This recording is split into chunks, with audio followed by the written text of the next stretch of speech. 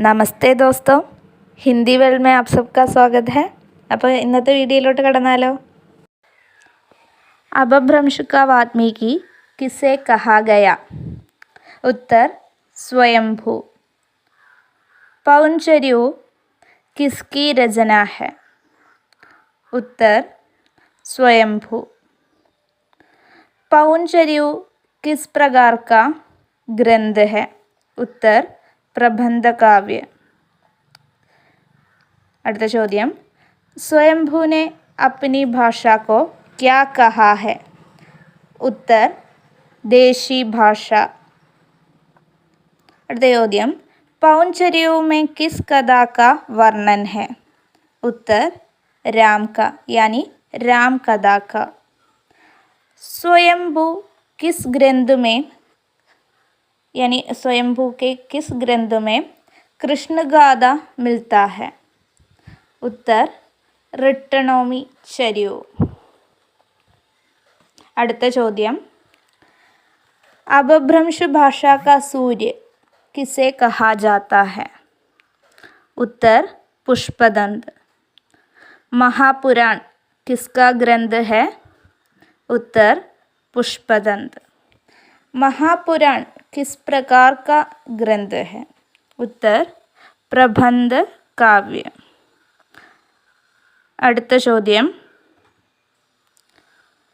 अभिमान मेरू की उपाधि से विभूषित कवि?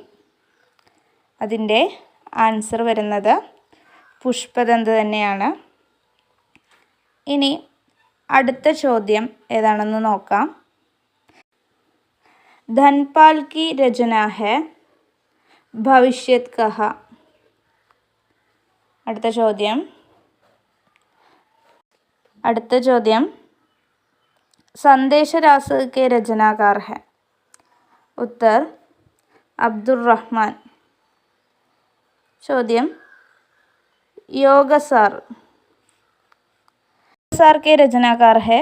उत्तर जोइंदो। അടുത്ത ചോദ്യം, राम सिंह की रचना? उत्तर पाहुड़ दोहा। അടുത്ത ചോദ്യം, उपदेश रसायन रास किसकी रचना है? उत्तर जिनिदत्त सूरी। नेक्स्ट ചോദ്യം, डोला मारूर दूहा के रचनाकार है? कुशल लाभ। परमात्मा प्रकाश किसकी रचना है? जोइंदो। അടുത്ത ചോദ്യം, अपभ्रंश साहित्य का आरंभ किस काल में माना जाता है? उत्तर गुप्त काल। അടുത്ത ചോദ്യം, अपभ्रंश भाषा का प्रमुख साहित्यिक रूप कौन सा है? उत्तर दोहा। അടുത്ത ചോദ്യം, अपभ्रंश साहित्य की रचना मुख्य रूप से किस भाषा में हुई है? उत्तर प्राकृत। അടുത്ത ചോദ്യം, अपभ्रंश का संबंध किस भाषा परिवार से है? उत्तर आर्य।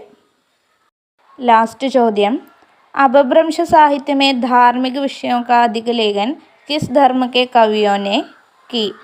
അതിൻ്റെ ഉത്തരം വരുന്നത് ജൈനധർമ്മ.